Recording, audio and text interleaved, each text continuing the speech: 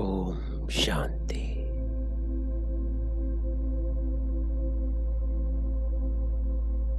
ओम शांति।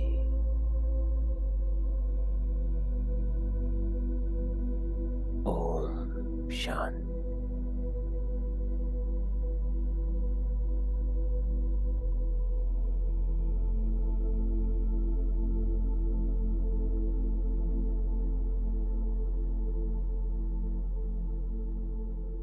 बाबा कहता है,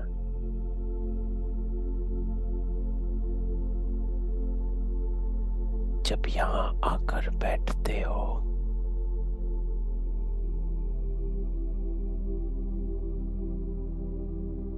तो देही अभिमानी होकर बैठ।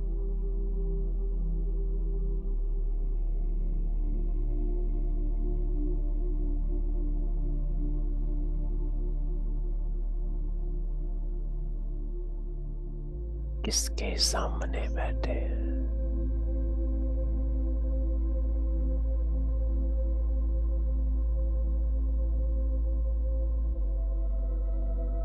किसकी याद में बैठे हैं?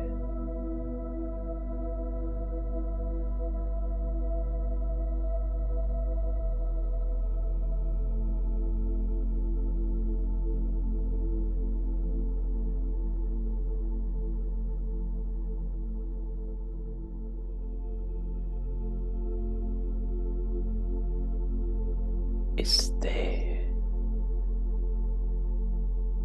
और देह की दुनिया को बोल।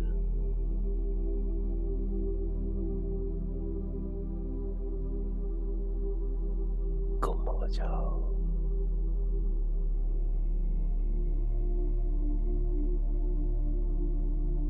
अशरीरी।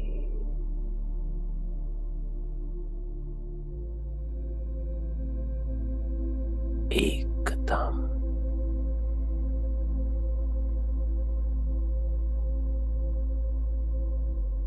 हर संकल्प से डिटैच।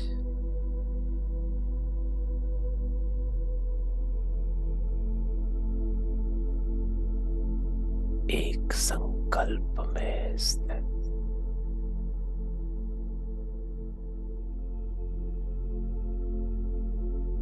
मैं अशरीरी आत्मा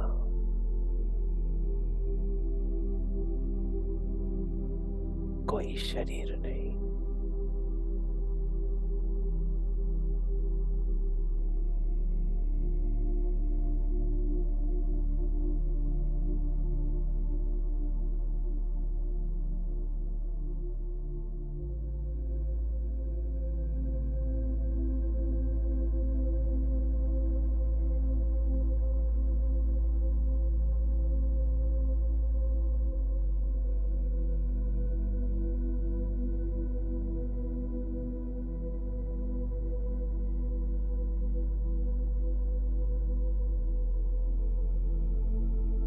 ऐसी अवस्था में बाबा के सम्मुख बैठ जाना है। आज हमारा बाबा हमको क्या कहता है, तो चले।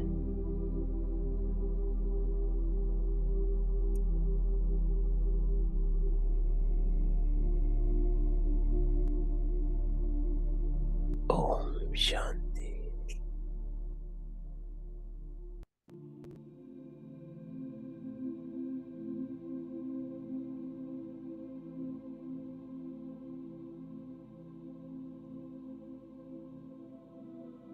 ओम शांति। 19 अप्रैल 2023। आज बाबा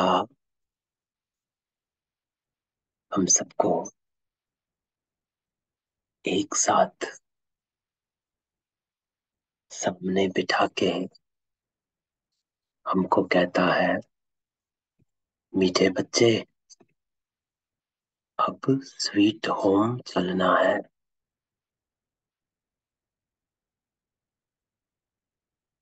अब स्वीट होम चलना है। और क्योंकि अब स्वीट होम चलना है, इसलिए ये जो पुरानी दुनिया के कर्मों की लेन देन है, यहाँ कोई भी हिसाब किताब है ना, उसको जुत्तो करो।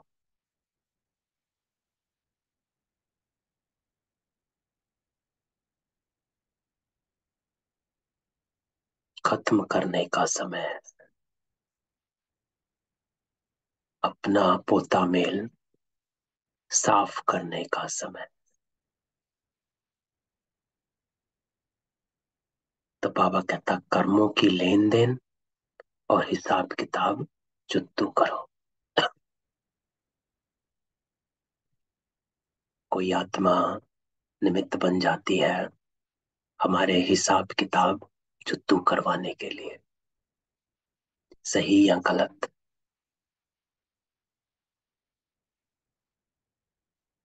ऐसे या वैसे, लेकिन कर वो हमारा ही हिसाब किताब जुत्तू रही है। तो बाबा कहता है, इस बात को समझना है, क्योंकि ये कर्म जो है ना, ये पुरानी दुनिया के कर्म है। ये जो लाइन बाबा ने कही ना, पुरानी दुनिया के कर्मों की, जो हमने संजो के बनाए।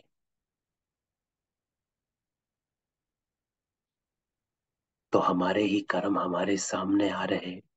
तो बाबा कहता है, जुत्तू करना है, क्योंकि जाना है। क्योंकि दो ही मार्ग हैं जुत्तू करने के। बाबा कहता, एक तो योग बल है, दूसरा कर्म भोग है। या तो भोग कर जुत्तू करो, या योग कर जुत्तू करो। ये आपको तय करना।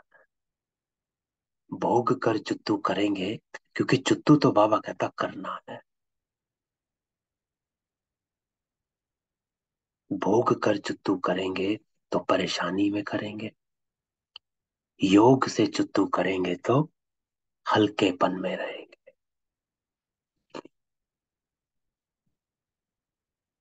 तो बाबा कहता, योग बल से विक्रमाजित बन। अब जुत्तू तो करना है, ये तो बाबा ने कह दिया, लेकिन फिर बाबा कहता, योग बल से,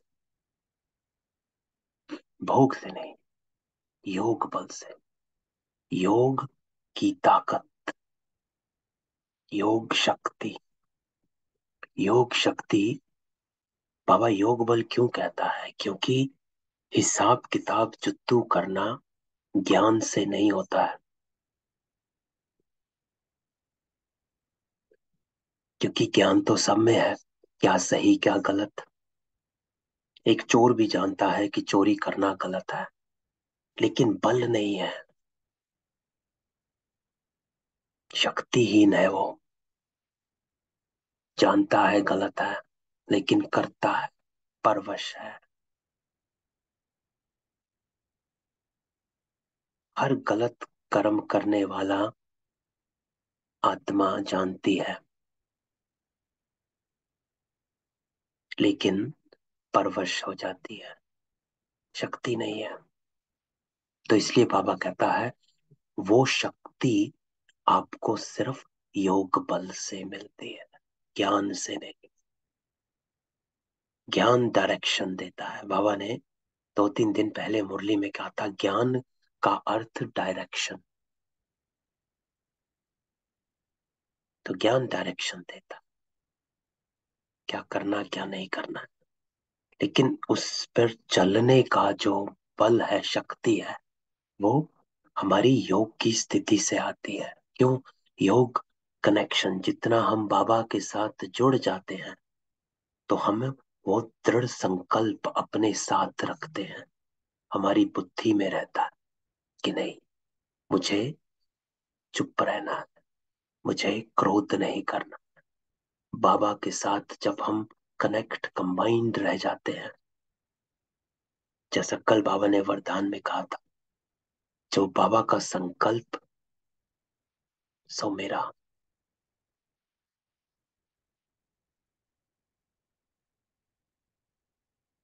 तो वो तभी जब हम बाबा के कदम से कदम मिला चलते हैं, साथी बना चलते हैं,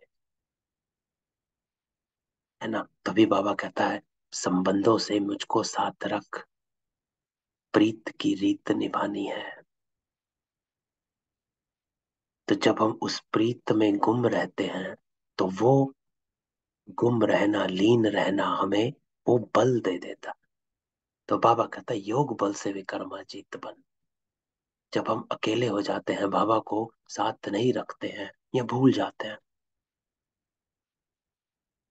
क्योंकि हम अपने तरीके से प्रॉब्लम को सॉल्व करने की कोशिश करने बैठ जाते हैं अपनी बुद्धि से।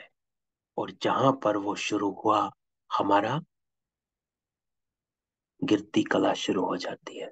अर्थात हमारा कर्म श्रेष्ठ से, साधारण से नीचे आ जाता है। पहले श्रेष्ठ से साधारण बनता है और फिर नीचे गिर जाता है। तो आज बाबा कहता है कि बच्चे, चलना है तो चुत्तू कर और योग बल से कर। आज प्रश्न बाबा कहता, तुम बच्चे लाइट हाउस बनकर बाप से योग क्यों लगाते? बाबा उत्तर देता, क्योंकि तुम्हें सबको इस नर्क रूपी खारी चैनल से पार ले जाना। आज बाबा खारी चैनल कहता है। खारी चैनल होता है पानी, एक को दूसरे, एक शोर को दूसरे शोर से कनेक्ट करने को, उसको भी एक चैनल कहते हैं। तो आज बाबा वो चैनल शब्द यूज करता है। बाबा कहता खारी चैनल, क्योंकि मीठा तो यहाँ कुछ है नहीं, कड़वाहट है ना, विकारीपन है। तो चैनल भी खारी हो चुका है, क्योंकि सब विकारी है। तो बाबा कहता है, तुम्हें इस नर्क रूपी खारी चैनल से पार ले जाना है।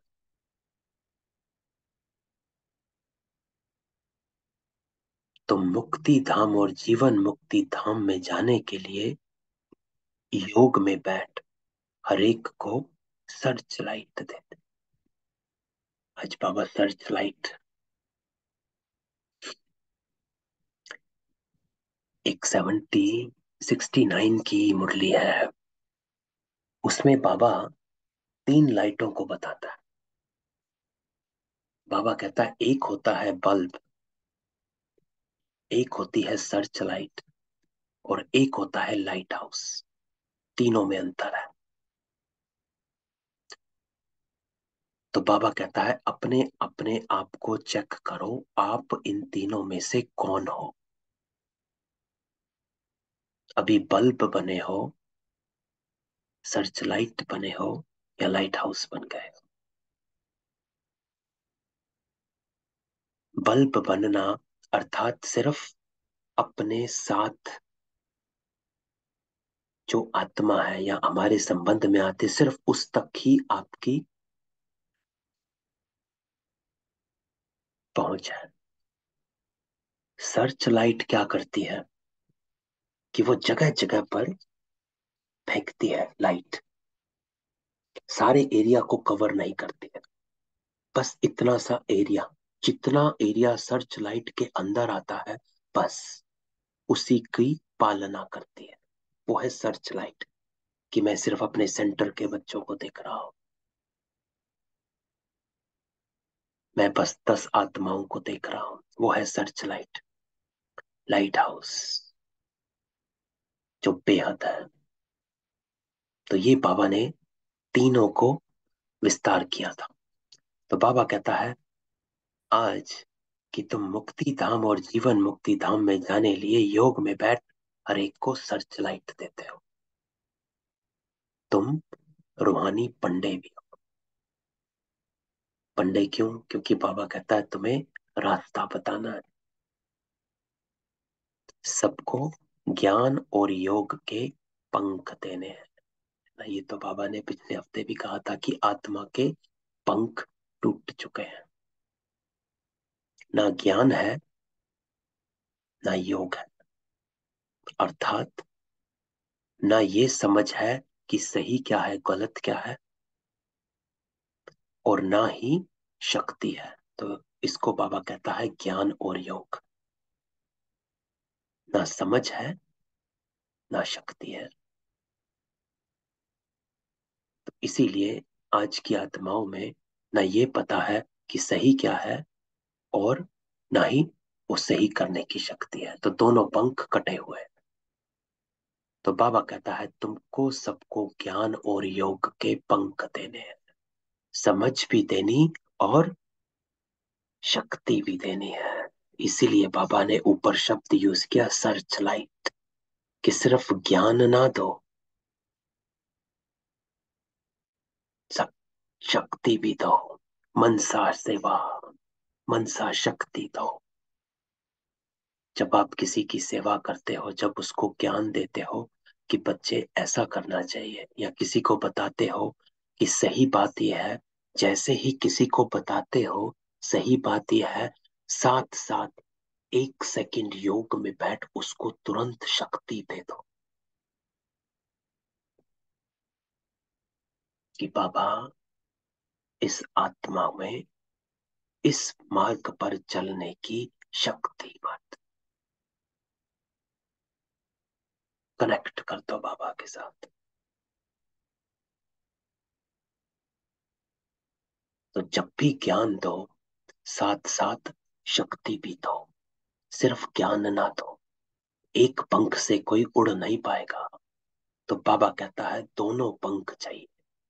तो ये हमें याद रखना है कि जब हम किसी को कुछ बात कहें तो साथ में शाकाश भी दे दें,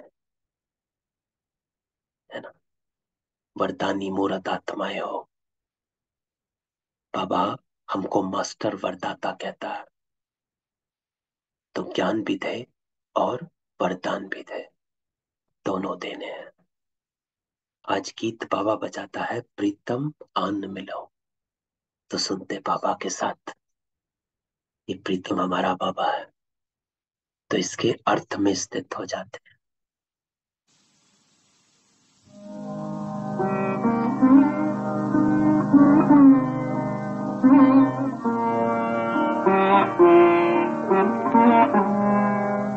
प्रीतम आन मिलो, प्रीतम आन मिलो, दुखिया जिया बुलाए, प्रीतम आन मिलो। ओम शांति। तो बाबा कहता है बच्चों को समझाया गया, जब रात अंधेरी हो जाती तभी प्रीतमाओं का प्रीतम आते हैं, अर्थात सजनियों के साजन आते हैं। बाबा आया। सजनी क्यों कहा जाता है, बाबा कहता, क्वेश्चन पूछता है, बाबा सजनी क्यों कहते हैं? उत्तर बाबा देता है क्योंकि आत्मा जब शरीर के साथ है तो सजनी है। सजनियां अपने अशरीरी साजन को याद करती हैं। तो आज बाबा एक नई डेफिनेशन देता है कि जब आत्मा इस शरीर में आ जाती है तो वो सजनी बन जाती, और अशरीरी साजन एक ही है ना, माशूक और आशिक। तो बाबा कहता है एक ही माशूक है, अशरीरी साजन को याद करती है। बाबा कहते बच्चे तुम जानते हो परम पिता परमात्मा परम धाम से आकर इस शरीर में प्रवेश कर पढ़ाते हैं। बाबा आता है परम धाम से आता और हमको समझाता है, पढ़ाता है, ज्ञान देता है, जिसको हम धारण कर लेते हैं। बाबा बताता है कि बच्चे करना क्या है, कैसे आपको वापस आना है। गुहिया बातें सुनाते। बाबा ने समझाया, क्या बच्चे अपने को अशरीरी समझो। तो अपने योग में भी इसी लाइन पर खत्म किया कि अपने को अशरीरी, शरीर है ही नहीं। बाबा कहता है अपने को अशरीरी समझो। मैं आत्मा हूं, ये मेरा शरीर।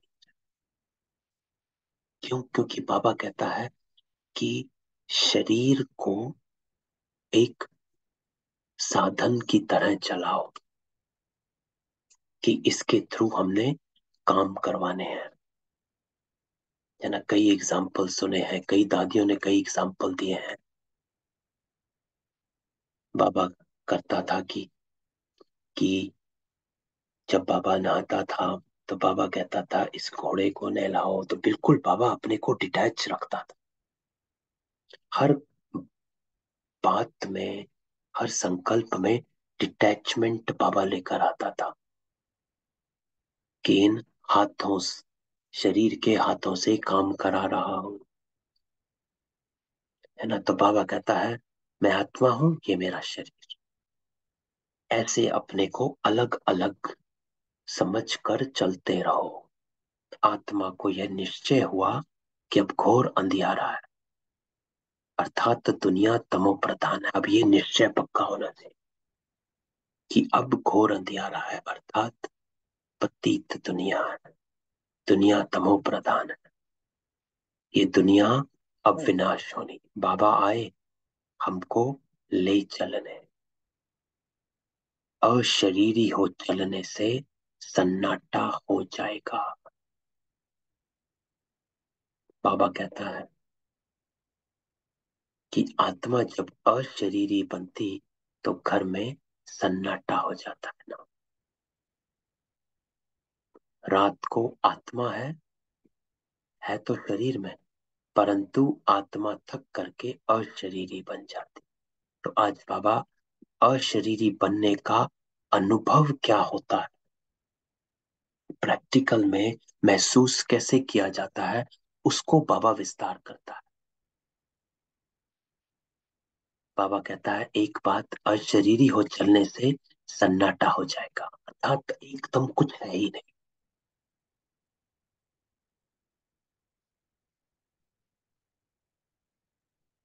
फिर अगली लाइन बाबा कहता है जब आत्मा अशरीरी बन जाती तो घर में सन्नाटा हो जाता है। जब कोई शरीर त्याग देता है तो एकदम सन्नाटा।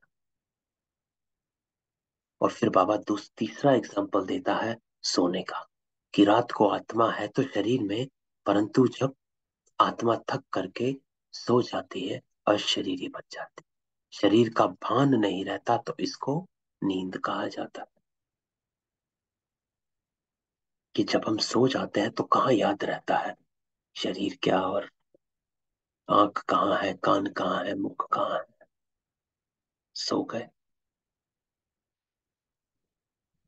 तो ऐसे ही बाबा कहता है इसी अवस्था में तुम बच्चों को यहाँ बैठे अपने को अशरीरी समझना है, कि कुछ नहीं है, बस मैं अशरीरी आत्मा और बाबा मेरे सामने है। तो शांति का सन्नाटा हो जाएगा। समझेंगे जैसे कि यहाँ अशरीरी बैठे हुए हैं। तो बाबा ये क्यों कहता है? बाबा बुद्धि को एकाग्र कर रहा है, क्योंकि ये पढ़ते पढ़ते हमारी बुद्धि एकदम एकाग्र हो जाएगी। ना घर की याद, ना घर वालों की याद, एकदम बाबा कहता है आ जाओ, एकदम डिटैच। तो बाबा कहता है जैसे कि यहाँ अशरीरी बैठे, घर से एक आदमी चला जाता तो कितना सन्नाटा हो जाता। तो जब बाबा कहता है इतनी सब आत्माएं चली जाएंगी, सबके शरीर खत्म हो जाएंगे, तो कितना सन्नाटा हो जाएगा, करोड़ों मनुष्य मरेंगे। ये तो बेहद का घर है, सब आत्माएं वापस जाएंगी। तो इस पूरे पैरा में बाबा हमको अशरीरी के अनुभव में स्थित करता। अगले पैरे में बाबा कहता है, तुम जानते बाबा तो है ज्ञान का सागर, है ना। एक एक बात को विस्तार से समझाता है और फिर हमको उसके सार में स्थित कर देता है। इसको कहा जाता है ज्ञान का सागर, कि एकदम एक्सपेंशन में, विस्तार में ले गया और तुरंत सार में हमको समेट दिया कि अशरीरी बन जाओ। बाबा कहता, अगर सर्वव्यापी कहें तो हरेक ज्ञान सागर पतित पावन हो जाए, है ना। परंतु ऐसे तो नहीं है। बाबा बैठ बच्चों से बात करते हैं कि जैसे मैं परम आत्मा स्टार, तुम भी ऐसे स्टार हो। तो जो बाबा का रूप, सो मेरा।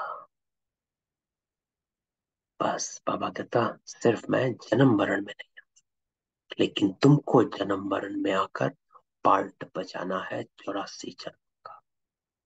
यहाँ बाबा कहता है, तुम मुझसे अलग हो जाते हो। तुम भी स्टार, मैं भी स्टार, लेकिन आप यहाँ अपने पार्ट बजाने आते हो, जन्मों में आते हो। मैं जन्म मरण में नहीं। जैसे तुम आत्मा, मैं भी आत्मा, परंतु महिमा सबकी अपनी अपनी है। क्यों? सबका रोल अलग है ना। तो बाबा इस लाइन में काफी कुछ कह देता है कि महिमा सबकी अपनी अपनी है। महिमा है, लेकिन अपनी अपनी है, किसी की थोड़ी, किसी की कम, लेकिन महिमा सबकी। प्रेसिडेंट, प्राइम मिनिस्टर, सबका अलग अलग पार्ट है ना। तो ये तो है नहीं कि प्रेसिडेंट के आगे प्राइम मिनिस्टर की महिमा अलग है, प्राइम मिनिस्टर के आगे अकाउंटेंट की महिमा अलग है, चीफ की महिमा अलग है। नहीं, बाबा कहता सबका अलग अलग पार्ट, महिमा अलग। तो ऐसा बाबा कहता मेरा पार्ट भी अलग, इसलिए मेरी महिमा अलग। आपका पार्ट है तो आपकी महिमा अलग है, क्योंकि आप, जो बाबा कहता है, महिमा योग्य बनते हो। और महिमा योग्य इस संगम पर ही बनते हो।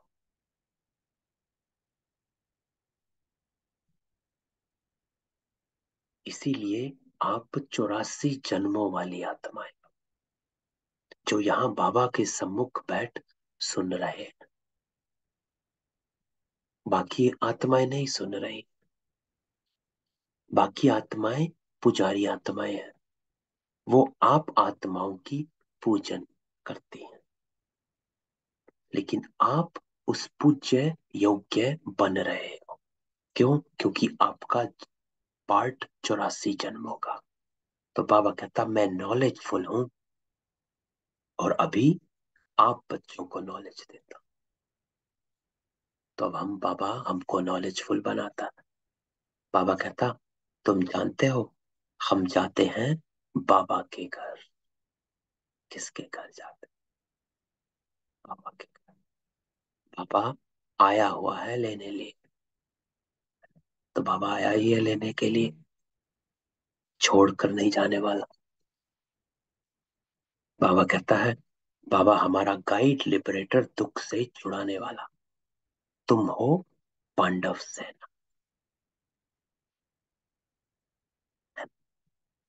तो यहां से देखो बाबा क्या कहता है, नॉलेज देता हूं तुमको घर जाने की।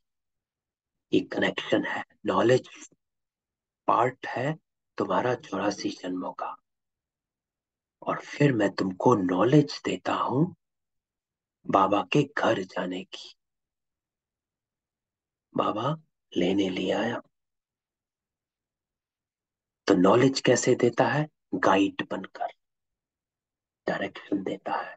गाइड क्या करता है? अच्छा इधर जाओ, लेफ्ट जाओ, राइट जाओ। उसको फॉलो नहीं करेंगे तो भटक जाएंगे। ऐसे ही बाबा कहता है, मैं डायरेक्शन देता हूँ, बच्चे ये करो वो करो। नहीं फॉलो करोगे तो भटकोगे, लंबे रास्ते में निकल जाओगे।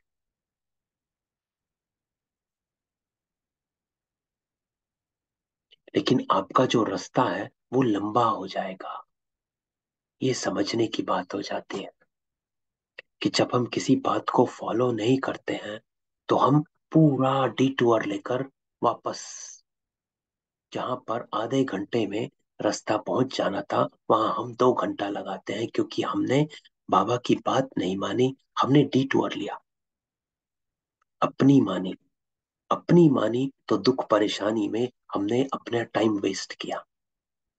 लेकिन अंत में हड्डी एक ही है। 2-4 घंटे, 2 दिन, 2 महीने परेशान होकर फिर बाबा के पास आ जाते हैं, बाबा हेल्प करो। फिर बाबा रास्ता दिखाता है तो फिर सीधे रास्ते पे निकल जाते हैं। तो बाबा कहता है ये भटके क्यों, मैं तो गाइड हूं ना। तो वो गाइड है तो उसकी रास्ते पर बाबा कहता है चलते रहोगे, इसलिए बाबा इसको सहज योग कहता है। लेकिन ये राजयोग सहज बनता तभी है जब हम उसको सहज रखते हैं। हम उसको कॉम्प्लिकेटेड बना देते हैं, क्योंकि हमारी बुद्धि जो है वो अभी इतनी शुद्ध नहीं है। वो बाबा की बात को एक्सेप्ट करने में टाइम लगा देती है, अपनी मनमत हम उसके अंदर मिक्स करते रहते हैं। तो हमारा रास्ता जो है लंबा हो जाता है, योग जो है सहज से मुश्किल हो जाता है। तो बाबा कहता है मैं हूं तुम्हारा गाइड, लेकिन फॉलो करना है। लिबरेटर हूं, दुख से छुड़ाने वाला, लेकिन फॉलो करना। और तुम कौन हो? पांडव सेना। पांडव बाबा इसलिए कहता है क्योंकि हम पंडे हैं। पांडव के बाबा ने 2 अर्थ बताए। एक जो है रूहानी पंडे, रास्ता बताने वाले। दूसरा पांडव जो विकारों से लड़ने वाले। तो ये 2 अर्थ हैं। यहां पर बाबा ने यूज किया है पांडव को पंडा के कॉन्टेक्स्ट में, कि हम हैं रूहानी पंडे, कि तुम जानते हो हम यात्रा पर हैं। हमारा पंडा स्वयं परम पिता परम, और तुम भी रास्ता बताते हो तो तुम भी पंडे बन जाते हो। तो तुम रूहानी ब्राह्मण, रूहानी पंडित है। तो आज बाबा पांडव को पंडे के इस कॉन्टेक्स्ट में यूज करता है, कि जब अपने आप को पांडव समझो तो यात्रा याद आ जानी चाहिए। वो ब्राह्मण बाबा कहता है जिस्मानी पंडे, सभी को कहना है चलेंगे यात्रा पर, है ना, जैसे पंडे कहते हैं। मित्र संबंधी आदि बाबा कहता सबको बोलो चलेंगे रूहानी यात्रा पर। जैसे और पंडे हमको पकड़ते हैं, है ना, आप यात्राओं पर जाएं तो तुरंत रेलवे स्टेशन पर, बस स्टैंड पर सब पंडे खड़े होते हैं ले जाने के लिए। अरे हमको केदारनाथ ले जाएंगे, अमरनाथ ले जाएंगे, यहाँ ले जाएंगे, वहां ले जाएंगे। तो बाबा कहता है आप हो रूहानी पंडे, कोई मिले तो कहो चलो रूहानी। तो जैसे कोई यात्रा पर जाते तो अपने नजदीक बिरादरी वाले को कहते ऐसे, बाबा कहता है तुमको भी बाबा कहते हैं यात्रा पर चलेंगे, है ना। हमें बचपन में याद आता है कि हम वैष्णो देवी यात्रा पर हर साल निकल पड़ते थे। तो आस पड़ोस सबसे पूछते थे कि भाई हम जा रहे हैं, किसी ने चलना हो तो चलो। तो ऐसे बाबा कहता है सबसे पूछो, ये रूहानी यात्रा रूहानी पंडे ही सिखा सकते हैं, आप ही ले जा सकते हो। क्योंकि हम ही, बाबा कहता, स्वीट होम का रास्ता जानते हैं। लेकिन जो जिस्मानी पंडा, जो ब्राह्मण है, वो रूहानी, जिस्मानी पंडा रूहानी बन सकता, लेकिन रूहानी पंडा फिर जिस्मानी पंडा बन ना सके। देखो ये लाइन बाबा क्या कहता, कि जिस्मानी पंडा रूहानी बन सकता है, लेकिन रूहानी पंडा फिर जिस्मानी पंडा बन ना सके। जिस्मानी पंडे जो कुक वंशावली ब्राह्मण है, बाबा कहता है वापस आप उस मार्ग पर नहीं जा सकते। एक बार रूहानी पंडे बने फिर जिस्मानी पंडे नहीं बन सकते। बाबा थोड़ा ही तुमको कहेंगे कि जिस्मानी यात्रा पर जाओ, है ना। पंडे तब बन सकेंगे जब देख कर आए हो। ऐसा तो कोई है नहीं जो स्वीट होम देख कर आया हो और वहां ले जाए। स्वीट होम को वो जानते ही नहीं। क्यों? क्योंकि बाबा कहता है आत्मा के पंख टूटे हुए हैं कि ज्ञान और योग के बिना आप स्वीट होम जा नहीं सकते। ना समझ है और ना ही योग लगाने की शक्ति। तो जब तक बाबा ना आए, क्यों? क्योंकि बाबा ने जो ऊपर कहा कि स्वीट होम को देखकर आया हो वही लेकर जाएगा। तो बाबा ही लेकर जा सकता है क्योंकि बाबा को पता है कहाँ है, वो तो वहां रहता है। तो जब तक बाबा ना आए तब तक पंख मिल ना सके, मलहम पट्टी कोई कर ना सके। योग से ही पंख मिलेंगे। भागना बाबा कहता सबको है। कोई योग बल से विक्रमाजित बनते और कोई फिर सजाएं खाकर हिसाब किताब सिद्धू करते हैं। तो अब बाबा ये लाइन पर लेकर आता है कि हिसाब किताब चित्तू करने के दो रास्ते हैं, योग बल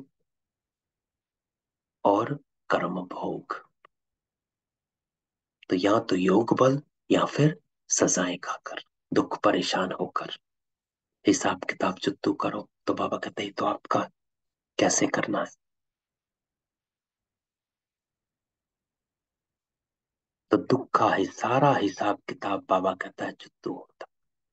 क्यों? क्योंकि ये सब ड्रामा में नूत है, कुछ भी ऊपर लेकर नहीं जा सकते। बाबा कहता है यहाँ का हिसाब यही खत्म करना है। अपने विकर्मों का साक्षात्कार गर्भ में होता, फिर सजाएं भोग बाहर निकलते हैं।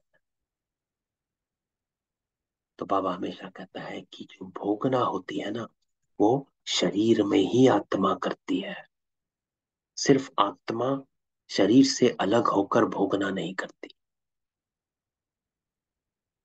भोगना शरीर में ही होती, क्योंकि आत्मा दुख या सुख की अनुभूति सिर्फ शरीर में करती है। जब शरीर में नहीं है तो आत्मा एकदम दुख सुख से अलग है, उसको महसूसता नहीं। तो अभी तो बाबा कहता बेशुमार मनुष्य मर, सबको अपना हिसाब किताब चित्तू करना है। पुरानी दुनिया के कर्मों की लेन देन का हिसाब किताब खलास कर।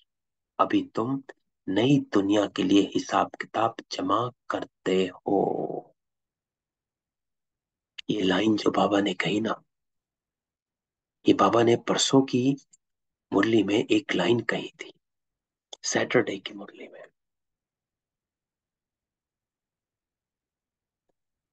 नहीं नहीं, मंडे की मुरली में बाबा ने कहा था कि बाप की याद से पाप भस्म होते हैं और बाप की वर्षे की याद से आपका जमा होता है ना। ये लाइन बाबा ने कही थी। तो यही बाबा फिर से उसी लाइन को दूसरे तरीके से बोला कि तुम्हें इस पुरानी दुनिया के कर्मों की लेन देन का हिसाब किताब खत्म करना है। कैसे? बाबा की याद से, योग से। और फिर नई दुनिया के लिए जमा करना है। कैसे? स्वर्ग के वर्षे को याद कर कर कि आप कौन आत्मा है। जब आपको वो वर्षा याद आता है बाबा का कि मुझे सत्ययुगी आत्मा बनना है, मैं सत्ययुगी आत्मा हूं, फिर से बनना, तो मुझ में वो संस्कार आते और मैं उस संस्कारों से कर्म करता हूं। तब मेरे कर्म श्रेष्ठ होते और वो जमा हो जाता। तो आज बाबा फिर से उसको कहता है कि हिसाब किताब जो तू करना। तो यहां से लेकर यहां तक बाबा ने जो बात कही पूरी मुरली में, वो इस पर कही कि वापस स्वीट होम जाना है तो आत्मा के पंख लगाने हैं, और वो पंख योग से ही मिलते हैं। योग बल से पंख लगाओ और उड़ने लायक बनो। फिर बाबा कहता है यहाँ योग बल से कर्मों का हिसाब चुत्तू करो या भोग से करो। भोग से करेंगे तो आप फिर से यहाँ आएंगे शरीरों में, सजाएं खाते भोग चुत्तू करते रहेंगे। योग बल से करेंगे तो आप सीधा खत्म भी करेंगे और नई दुनिया के लिए जमा भी करेंगे। तो अटेंशन की मेरा जमा कितना हुआ। तो बाबा कहता है तुम याद में रहो तो विकर्म विनाश होंगे। तो बाबा की याद में रहे विकर्म विनाश होते हैं, और वर्षे की याद से हम उच्च कर्म करते हैं, क्योंकि हम अपने को देवताई स्वरूप में इमर्ज रखते हैं कि मेरा कर्म बोल संकल्प देवताई हो, सत्युगी हो। फिर बाबा कहता स्वदर्शन चक्र फिराने से तुम्हारी बहुत मिल्कियत जमा होगी, है ना। जितना हम अपने को याद कराते रहेंगे कि हम कौन है, तो हमारी मिल्कियत जमा होती रहेगी। तो बाबा कहता है योग से हेल्थ, ज्ञान से वेल्थ मिलती है ना? जितना बाबा को याद करेंगे उतना निरोगी काया मिलेगी। दुनिया इन बातों को नहीं जानती, वो तो विष्णु को स्वदर्शन चक्रधारी समझते हैं। शंख चक्र गदा पद्म आदि उनको देते हैं ना। तो चारों अलंकार बाबा याद दिलाता है कि ये विष्णु को दे दिए। अब बाबा कहता है विष्णु को शंख थोड़ा ही बजाना, ये तो तुम्हारे पास है। तुम शंख बजाते हो क्यों? क्योंकि विष्णु को तो ज्ञान है ही नहीं, लक्ष्मी नारायण को तो ज्ञान होता ही नहीं, वो तो प्रारब्ध भोगते हैं। और बजाएंगे भी क्यों? ज्ञान किसको सुनाना है? बाबा कहता है अज्ञानियों को। सतयुग में तो अज्ञानी कोई है ही नहीं, तो शंख तो उन्होंने बजाना ही नहीं है। तो अलंकार वो किस काम के जिसका यूज ही नहीं है। तो इसलिए बाबा कहता है कि विष्णु को दे दिया। विष्णु को तो इनमें से किसी भी अलंकार का यूज ही नहीं, ना शंख का, ना चक्र का, ना गदा का, ना पद्म का। वो तो है ही संपूर्ण स्वरूप। ये अलंकार जो है वो पुरुषार्थी, पुरुषार्थ की संपूर्णता की निशानी, कि आपको ये अब बजाना है। जितना शंख बजाओगे, जितना चक्र घुमाओगे, जितना गदा चलाओगे, जितना अपने आप को पद्म अर्थात कमल पुष्प पर रखोगे, उतने आप विष्णु स्वरूप बनते जाओगे। तो शंख अभी बजाना है, चक्र अभी चलाना, गदा अभी चलानी है विकारों पर, और कमल पुष्प समान अभी पवित्र रहना। तभी बाबा कहते हैं कि कहते हो मन मना भव मध्याजी भव। तो मध्याजी भव अर्थात विष्णु बन जाओ, क्योंकि मध्य में विष्णु है, ब्रह्मा विष्णु शंकर। तो मध्याजी भव अर्थात विष्णु भव, विष्णु बन जाओ। कितना सहज है। तो बाबा कहता है कितना सहज है, बस ये करना है। शंख बजाना है, चक्र फिराना है, गदा चलानी है, और कमल पुष्प पे बैठना है, बस। इस चारों अलंकार को इमर्ज रखो। तुम लाइट हाउस हो। चार शब्द हैं लेकिन पावरफुल हैं। तुम लाइट हाउस हो। ऐसा अपने आप को देखना है कि जैसे मैं जहां पर हूं, जहां बैठता हूं, जहां से निकलता हूं, लाइट ही लाइट नजर आए। एक अलग सा नूर नजर आता है। ऐसे लाइट हाउस है हम, क्योंकि पवित्र है। हमारी वाणी पवित्र है, हमारे संकल्प पवित्र, कर्म पवित्र है ना। तो हम लाइट हाउस बन जाते हैं। अन्य आत्माओं की भेंट में बाबा कहता है अपने आप को देखो। इस धरती पर चल रही सतयुगी आत्माएं हो, ऐसा अपने आप को समझते हो तो तुम लाइट हाउस सबको रास्ता बताते हो मुक्ति धाम का। फिर आएंगे जीवन मुक्ति धाम, है ना। योग लगाते हो, नर्क खारी चैनल से पार ले जाने लिए सर्च लाइट देते हो, है ना। तो बाबा कहता है एक तो तुम लाइट हाउस सबको देते, और फिर आत्माओं को सर्च लाइट देते हो, रास्ता बताते हो, मुक्ति धाम जाना है। फिर सर्च लाइट देते हो यहाँ जीवन मुक्ति में आना। तो बाबा कहता है आप मार्गदर्शन करते हैं। सर्च लाइट क्या होती है? डिफाइंड फोकस्ड लाइट, कि ये रास्ता एकदम बताने वाली। तो बाबा कहता है ये बेहद का ड्रामा है जो जू मिसल चलता रहता है, और हम एक्टर्स हैं। हमारा इस ड्रामा में 84 जन्मों का पार्ट है। ये इंपॉर्टेंट है। इस ड्रामा में पार्ट सभी आत्माओं का है, लेकिन हमारा इस ड्रामा में 84 जन्मों का पार्ट है। अर्थात हम सत्ययुगी आत्माएं हैं।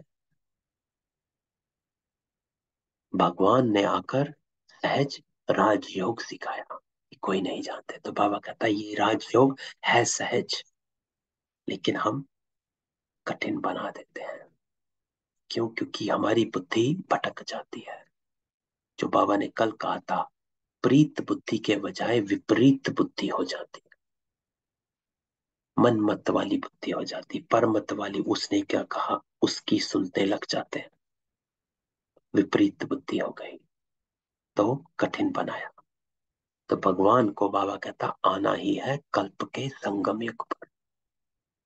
तुम अभी जानते हो कल्प पहले भी संगम युग पर मिले थे और मिलते रहेंगे, फिर मिलेंगे। बाबा कहता कितनी बार मिले, फिर मिलेंगे। ढेर बच्चे मिलेंगे। कोई कोई बच्चे बाबा अटेंशन खिंचवाता है, कोई कोई बच्चे फिर कुसंग में आकर पढ़ाई को छोड़ देते। चलते चलते कोई से दिल लग गई तो पढ़ाई का नशा टूट जाता। ब्रह्मचर्य में पढ़ाई का नशा अच्छा रहता। कोई विरले शादी के बाद भी पढ़ाई का कोर्स उठाते। फिर कोई तो अच्छी रीति पास कर लेते, कोई को फिर टाइम लगता है, क्योंकि विकार में जाने से फिर धारणा नहीं होती। तो ये अंडरलाइन करने वाली बात है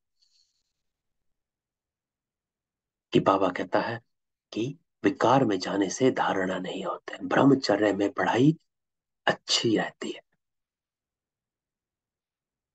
तो विकार में गए, थोड़े दिन मुरली से इधर उधर बेमुख रहे, फिर वापस आ गए, तो धारणा में टाइम लग गया।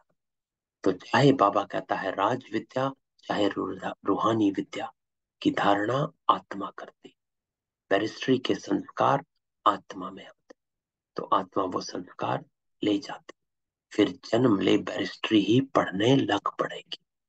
तुमको तो बाबा कहता है वहां बैरिस्ट्री इंजीनियरिंग आदि पढ़ने की दरकार नहीं।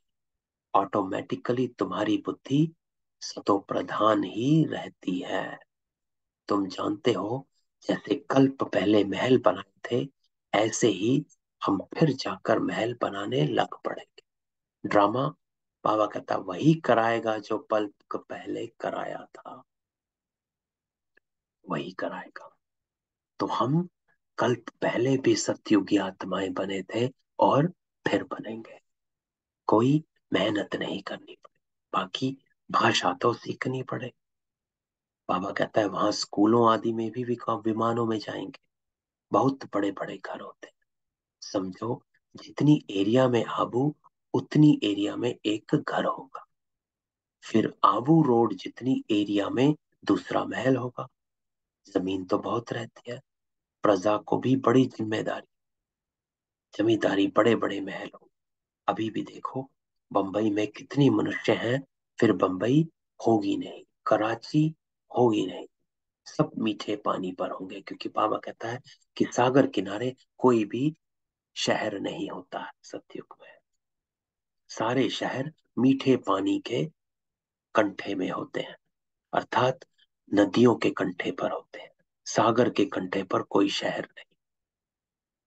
तो इसलिए बाबा कहता है ना मुंबई ना कराची, क्योंकि दोनों शहर जो हैं समुद्र के कंठे पर है। तो नदियां भी सब कायदे अनुसार होंगी। मजाल है कोई नदी उथल खाए, सब तत्व आदि ऑर्डर में रहेंगे। तुम प्रकृति पर विजय पाते हैं। पांच तत्वों पर राज चलता है, कभी गुस्ताखी नहीं करेंगे। तो करना क्या है? बाबा कहता है देखो ये सब मिलेगा, ऐसा ऐसा होगा, लेकिन इस सब के लिए आपको बाप की श्रीमत पर चलना पड़े। तो बाबा कहता है फॉलो डायरेक्शन। बाबा कहता काम महाशत्रु इनको जीतो, नहीं तो वर्षा नहीं मिलेगा। बस डायरेक्ट बाबा कहता है, नहीं तो नहीं मिलेगा।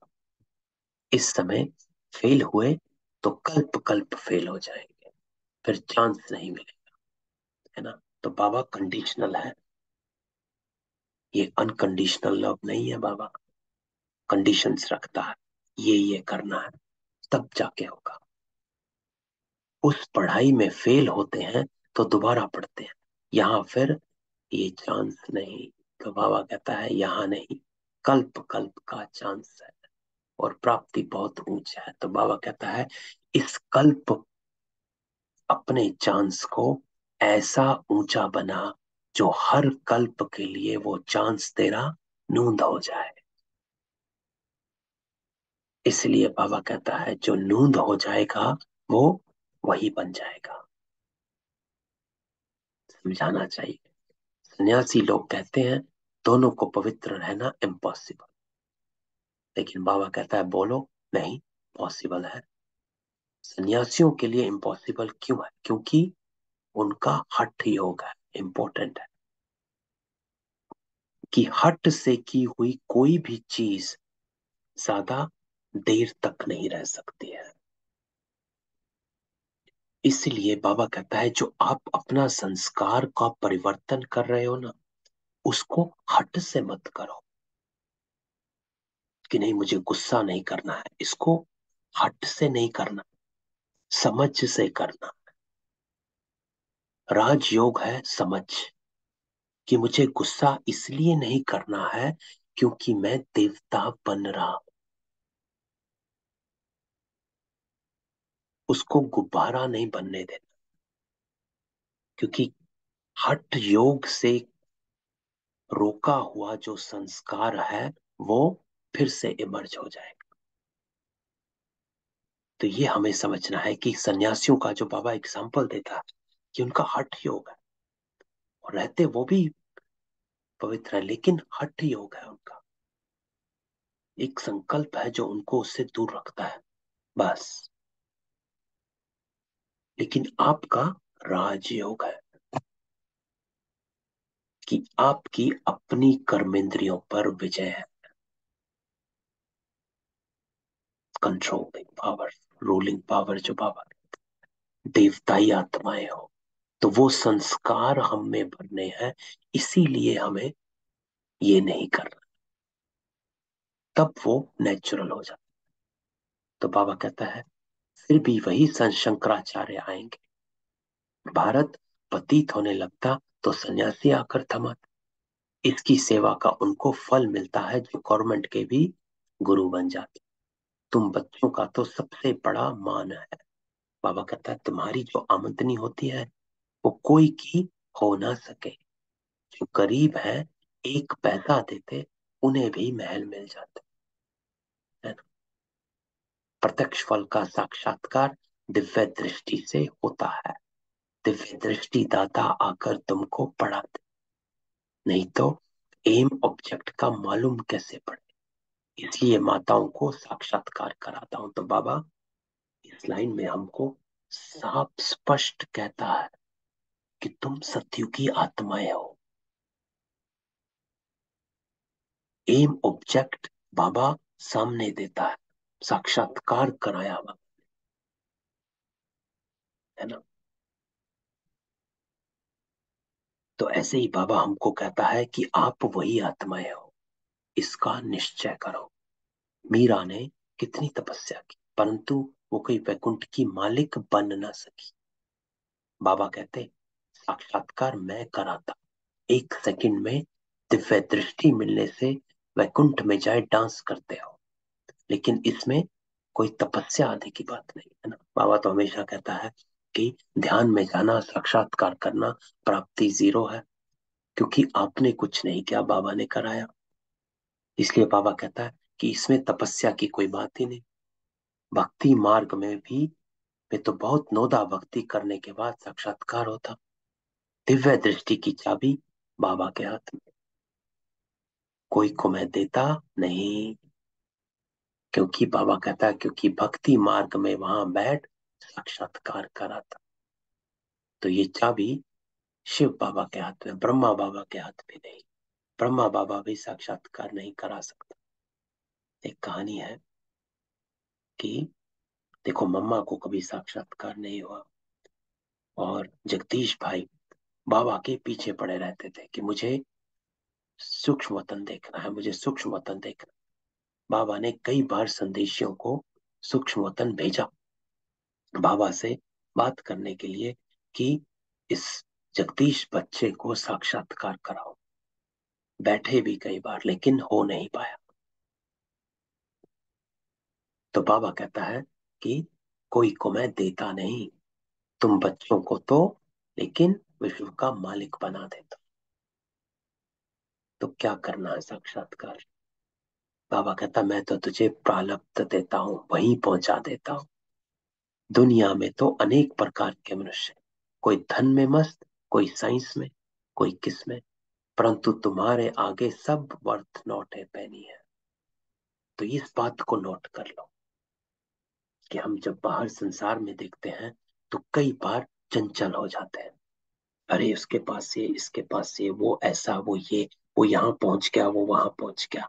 तो बाबा कहता है तुम्हारे आगे सब वर्थ नॉट है पैनी, क्योंकि सबका धन मिट्टी में मिल जाता, सब खाक हो जाएगा। किसकी दबी रही धूल में, किसकी राजा खाए। सफल हो उसकी जो करे नाम धनी के। तो बाबा कहता है कि सब वर्थ नॉट है पैनी आपके सामने। हर एक अपने हम जिन्स को प्यार करते हैं, दूसरे को देखते ही गर्म हो जाते हैं। दिन प्रतिदिन तुम देखेंगे कि कितनों को मारते रहेंगे। चाहते हैं कि हर एक अपने बर्थ प्लेस में चले जाए, तो अपने देश से निकालते रहते हैं, है ना। यहाँ जाओ, वहां जाओ, इससे निकलो, उससे निकलो, ये मेरी कंट्री है, आपकी कंट्री। तो बाबा कहता है अब तुम बच्चे बाबा को याद करने से वर्षा लेते हो। तो बाबा कहता है सबको करने दो जो करना है, आप मेरी याद में बैठ वर्षा। जानते हो हम अशरीरी आत्मा, बाबा वापस हमारी को खींचता है आत्मिक स्वरूप में आ जाओ। हम अशरीरी आत्मा, 84 जन्मों का अब पार्ट पूरा किया। कितने करोड़ आत्माएं हैं, सभी की जीवन कहानी तो नहीं बताएंगे, मुख्य की ही बताएंगे। तो बाबा कहता है मुख्य हो तुम, तुम्हारा मंदिर बना हुआ। देखो स्वयं भगवान आकर हमें हमारी कहानी सुनाते। जगत अम्बा, जगत पिता के बच्चे तो बहुत, वैकुंठ का भी याद कर रहे हैं। इनका चैतन्य मंदिर वास्तव में सत्युग है।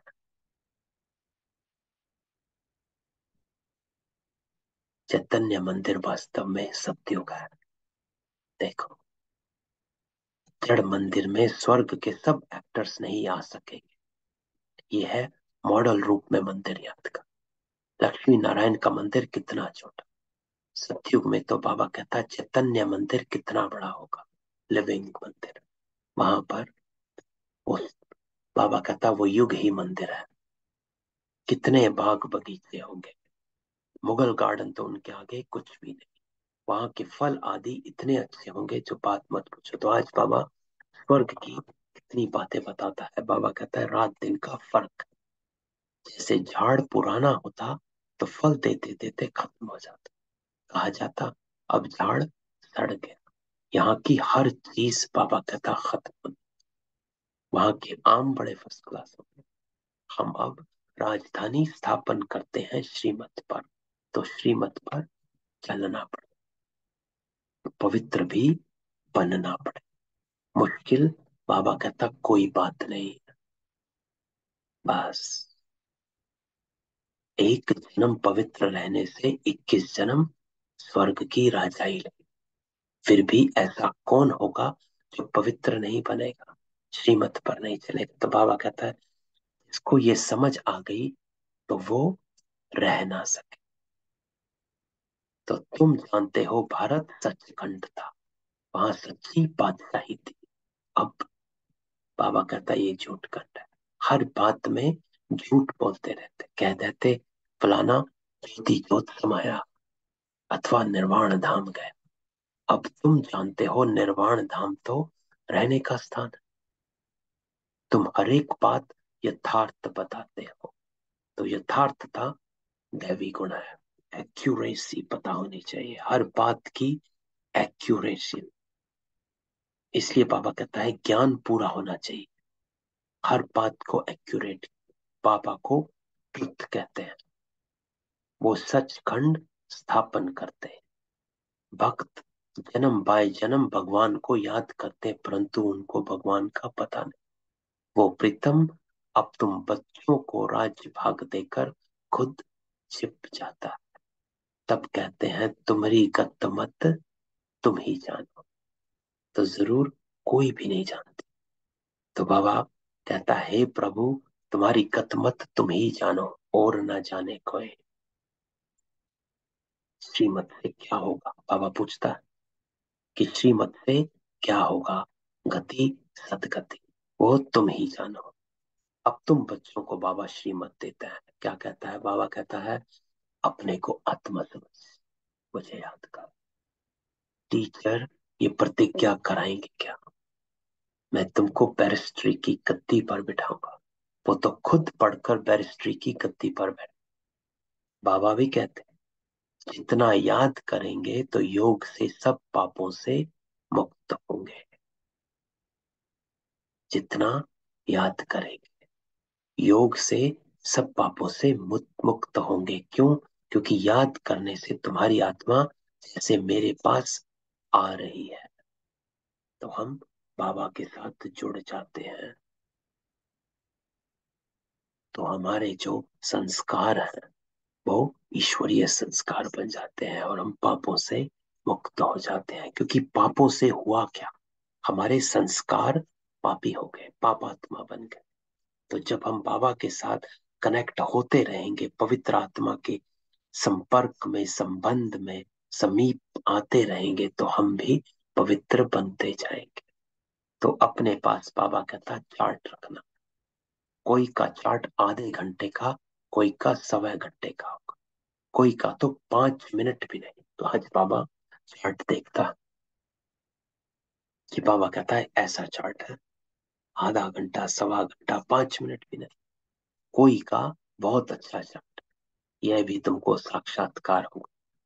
स्कूल में टीचर अथवा स्टूडेंट खुद भी समझते हैं कितने नंबर में आएंगे, है ना।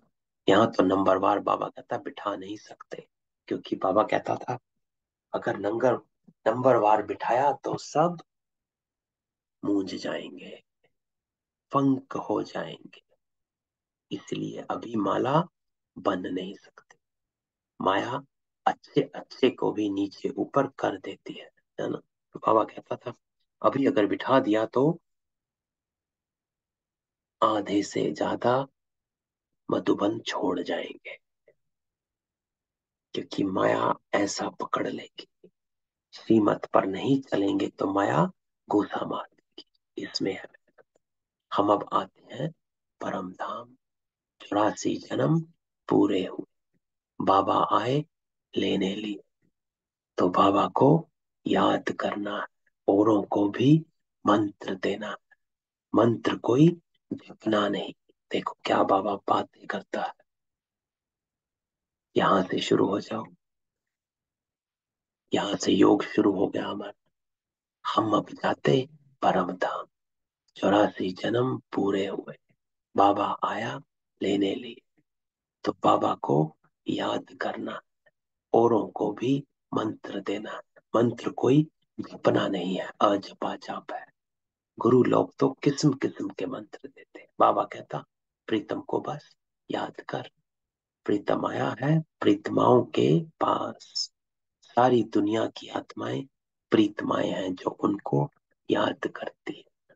आज तो मीठे मीठे सिकिलते बच्चों प्रति माता पिता बाप दादा का याद प्यार और गुड मॉर्निंग। रूहानी बाप की रूहानी बच्चों को नमस्ते। हम रूहानी बच्चों की रूहानी बाप दादा को याद प्यार, नमस्ते और गुड मॉर्निंग। तो आज धारणा बाबा कहता कुसंग में आकर कभी भी पढ़ाई नहीं छोड़, किसी भी देहधारी से दिल नहीं लगा। एक प्रीतम प्रीतमाओं को याद करता। पापों से मुक्त होने की विधि याद है, इसलिए याद का चार्ट जरूर रखना। याद में रहने की अपने आप से प्रतिज्ञा करनी है कि जितना कनेक्टेड रहेंगे उतना बाबा कहता है मुक्त रहेंगे। वरदान बाबा कहता मेरे को तेरे में परिवर्तन कर, सदा हल्का रहने वाले डबल लाइट फरिश्ता बाबा। तो आज बाबा वरदान देता है, डबल लाइट फरिश्ता बन जाओ। लेकिन युक्ति बाबा कहता है जो मेरा मेरा करते हो ना उसको तेरे में परिवर्तन करो और हल्का हो जाओ। चलते फिरते बाबा कहता है सदा यही स्मृति में रहे कि हम हैं ही फरिश्ते, अर्थात हमारा कुछ नहीं डिटैच है। फरिश्तों का स्वरूप क्या, बोल क्या, कर्म क्या, ये सदा स्मृति में रहे, है ना। क्योंकि फरिश्ता जो होता है, जो बाबा कहता है कि पुरानी संस्कारों से, पुरानी दुनिया से कोई रिश्ता नहीं। क्योंकि जब बाबा के बन गए तो सब कुछ मेरा सो तेरा कर दिया, तो हल्के बन गए। तो इस लक्ष्य को सदा संपन्न करने के लिए एक ही शब्द याद है, सब बाबा का है, मेरा कुछ नहीं। तो फरिश्ता डिटैच, हल्का। फरिश्तों के पांव जमीन पर नहीं, अर्थात मिट्टी और मिट्टी की दुनिया से लगाव, कोई आकर्षण नहीं, कोई भी कर्म खींचता नहीं है। क्योंकि जहां मेरा आया वहां बाबा कहता है तेरा कह दो, तब कोई बोझ फील नहीं होगा, सदा उड़ती कला में उड़ते रहे। तो उड़ती कला में रहने के लिए बाबा कहता है अपने को फरिश्ता के स्वरूप में लेकर आओ। हम हैं ही फरिश्ते। डिटैचमेंट, हल्के रहो, मेरे को तेरा। स्लोगन बाबा कहता है बाबा के ऊपर बलिहार जाने का हार पहन लो, तो माया से हार नहीं होगी। तो बाबा कहता है कि जितना मुझ पर बलिहार जाना, अर्थात बुद्धि से बाबा को समर्पित कर देना, जितना बाबा पर बलिहार बुद्धि से जाएंगे तो माया से हार नहीं होगी। क्योंकि हम चलेंगे ही श्रीमत पर।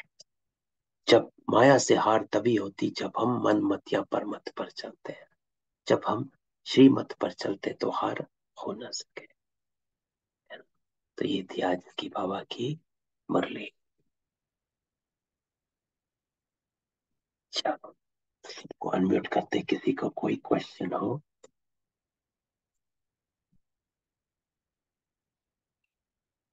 नहीं है, ठीक है, तो कल मिलते हैं।